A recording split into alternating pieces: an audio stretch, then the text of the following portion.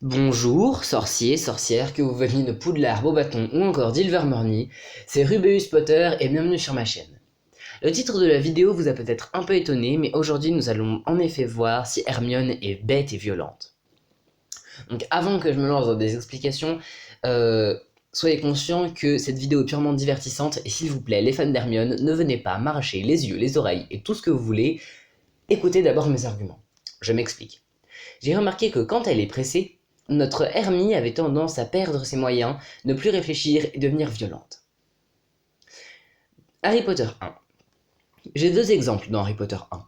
Premièrement, Petrificus Totalus. Hermione utilise Petrificus Totalus sur Neville quand celui-ci veut les empêcher de quitter la salle commune pour leur éviter les ennuis. Petrificus Totalus est un sortilège dangereux. Pas en lui-même, mais ses conséquences peuvent être graves. Neville, s'il était mal tombé, aurait pu avoir une commotion cérébrale et ou se casser quelque chose. Ça va qu'Hermione est gentille, car, en plus de ça, la personne qui subit Petrificus Totalus est comme ligotée, d'où le surnom Maléfice du saucisson, et est à la merci des autres personnes qui peuvent lui faire tout le mal du monde. Comme le fait par exemple Drago Malfoy à Harry dans le Poudlard Express lors de leur 6e année. Il lui casse quand même le nez, hein. C'est pas rien. Hermione aurait très bien pu utiliser le sortilège du bloc-jambe, le Commotor Mortis, vu un peu plus tôt dans le livre. On peut donc penser qu'elle a pris le premier maléfice qui lui passait par la tête à ce moment-là. Ce qui n'est d'ailleurs pas normal qu'un sortilège d'une telle envergure et d'une telle violence soit maîtrisé par une première année et que ce soit le premier qui lui passe par la tête.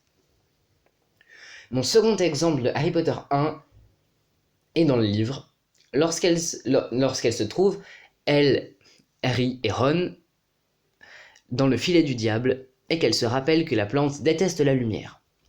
Elle dit alors qu'il faudrait faire du feu, mais qu'ils n'ont pas de bois. Et à ce moment-là, Ron répond en toute logique « Hermione, t'es une sorcière ou quoi ?» Ce qui prouve bien que dans la nécessité absolue, Hermione n'est pas apte à réfléchir correctement. Dans Harry Potter 3, le film, elle fait sauter la porte du cachot qui retient Sirius Black prisonnier avec le sortilège de bombardement Bombarda. Alors que dans le livre, elle ouvre tranquillement le bureau de Flitwick avec Alohomora. On passe quand même d'une ouverture en douceur à un bombardement s'il vous plaît. Et au hasard, là encore, ils étaient, elle et Harry, très pressés, contraintes du retourneur de temps. Sans oublier le beau, très beau, coup de poing qu'elle met à Malfoy.